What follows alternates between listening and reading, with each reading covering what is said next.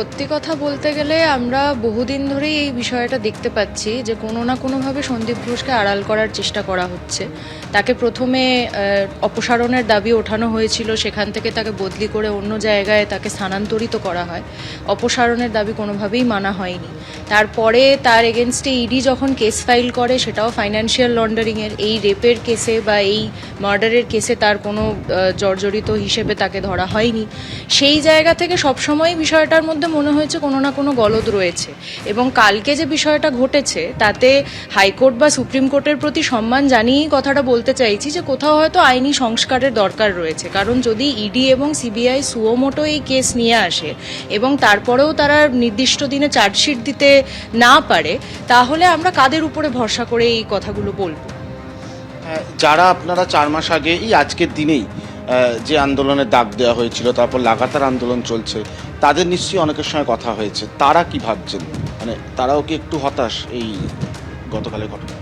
দেখুন, হতাশ বলতে আমরা এই গোটা সিস্টেমের উপর হতাশ ছিলাম বলেই আমাদেরকে রাত্রেবেলায় বেরোতে বাধ্য হয়েছিলাম আমরা। কারণ আমরা বারবারই কথা বলেছি যে জনগণের যে আন্দোলন, তার তো আসলে কোনো পার্টিকে চ্যাম্পিয়ন করানোর বিষয় থাকে না, সে শুধুমাত্র সত্যের পক্ষে থাকে।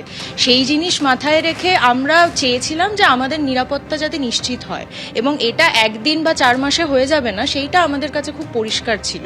এখন তো মনে হচ্ছে ধরুন নজিরবিহীন ঘটনা ঘটিয়েছে কেন্দ্র সরকার থাকা পার্টি, যারা মোটামুটি ব্রাহ্মণ বলে রেপিস্টদের বাইরে নিয়ে এসছেন, রেপে অভিযুক্ত মানুষদের বাইরে নিয়ে এসছেন, তাদের মালা পরিয়েছেন, তাদের ইলেকশনের টিকিট দিয়েছেন। এবার তো মনে হচ্ছে রাজ্য সরকার একই পথে হাঁটছে। এরপর কি ভাবছেন? মানে আপনারা যারা পথে নেমেছেন নির্দিষ্ট দাবি সামনে রেখে, তারা কি সেই আন্দোলনের পথ অব্যাহত রাখবেন, বা এরপর কি এই বিষয়গুলোকে নিয়েও কি আবার রাস্তায় নামতে হবে? দেখুন, রাস্তায় আমাদের থাকতেই হবে, এবং আজকে 4 মাস বাদেও বহু জায়গায় মানুষ কনভেনশনের ডাক দিচ্ছেন, তারা মিছিলের ডাক দিচ্ছেন, পথসভার ডাক দিচ্ছেন। আমাদের দেখে মনে হতে পারে যে আমরা 14ই আগস্টের মতন এত হল্লা করছি না, হয়তো মনে হতে পারে যে আমরা চুপ আছি, কিন্তু মনে মনে আমরা কেউই শান্ত নই। কারণ এই বিষয়ের গোটা অপসারণ না ঘটা অবধি, এই গোটা নিরাপত্তার বিষয়টা না পাওয়া অবধি আমাদের কারোর শান্ত হওয়ার মতন পরিস্থিতি তৈরি হবে না। আন্দোলন যেভাবে চলবে, যেরকম দরকার মনে হবে, এরপরে যদি কোনো বড় কর্মসূচির দরকার পড়ে আমরা নিশ্চয়ই পথে নামব। একটা বিষয় যে যে মেয়েটির বাবা মা তারাই নিজেরাই এই সিবিআই এর জন্য আবেদন করেছিলেন আদালতে, তার ভিত্তিতেই আজকে সিবিআই এর তদন্ত।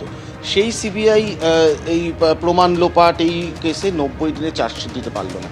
তারা তাদের প্রাথমিক প্রতিক্রিয়া জানিয়েছেন যে তারা অত্যন্ত হতাশ। তাদের দৃষ্টিকোণ থেকে বিষয়টা কিভাবে দেখছেন? দেখুন, যেহেতু মামলা এখনও বিচারের আওতায় রয়েছে, খুব বেশি এই মামলা নিয়ে কথা বলতে আমি চাইছি না, কিন্তু নিশ্চয়ই এটা মনে করছি যে আইনি সংস্কার দরকার, তাদের কার্যে সংস্কার দরকার, এবং এইটা মাথায় রাখা উচিত যে প্রথমেই প্রমাণ লোপাটের যে বিষয়টি উঠে এসেছিল, যে বিষয়ে তারা জামিন পেয়েছেন, সেটি যাতে কোনোভাবেই তারা করতে না পারেন। তাদেরকে এমনভাবেই নজরবন্দি বা তাদের উপরে এমন একটি সার্ভেলেন্স প্রক্রিয়া নেওয়া উচিত যাতে তারা কোনোভাবেই এই কেসের কোনো প্রমাণ লোপাট না করতে পারেন। কারণ যারা দাগী দোষী, যাদের ক্ষমতা আছে, যাদের অর্থবল আছে, যাদের উপরে কোনো ধরনের হাত রয়েছে, আমরা বারবার দেখেছি সরকারে থাকা নানা পার্টি তাদের শেল্টার করে এসছেন। সেই বিষয়ের কোনো ধরনের উপযোগিতা না নিয়ে তারা যাতে প্রমাণকে কোথাও লোপাট না করতে পারেন, এইটা মাথায় রাখা উচিত বলে মনে করছি। শেষ প্রশ্ন করব, জামিন পাওয়া মানেই তো নির্দোষ প্রমাণ হওয়া নয়, এটুকুই কি এই মুহূর্তে একটা আশার আলো দেখছেন?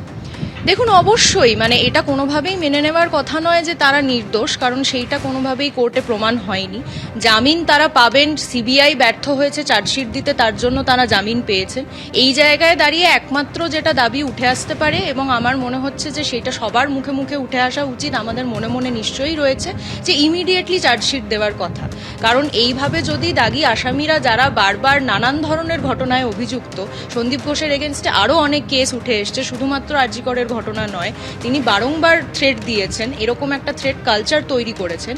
সেই ধরনের মানুষকে যদি তারা ঠিক মতন করে চার্জশিটে না নিয়ে আসতে পারেন, সেই বিষয়টা যদি তারা কোর্টে না বলতে পারেন, তাহলে এই রকমভাবে মানুষ সারা জীবন ঘুরে বেড়াবে এবং অপরাধীদের দিয়ে সমাজ ভরে যাবে। তো এই বিষয়ে যাতে তারা নজর দেন, নিশ্চয়ই সেটা আশা করব। দেখো, কথা বলছিলাম রিমঝিমের সঙ্গে, এবং খুব স্বাভাবিকভাবেই কালকের যে ঘটনা, কালকে সন্দীপ ঘোষ এবং অভিজিৎ মণ্ডল জামিন পেয়েছেন। যদিও সন্দীপ ঘোষ এখনও ইডির করা যে দুর্নীতির মামলা রয়েছে তাতে জেলেই থাকছেন।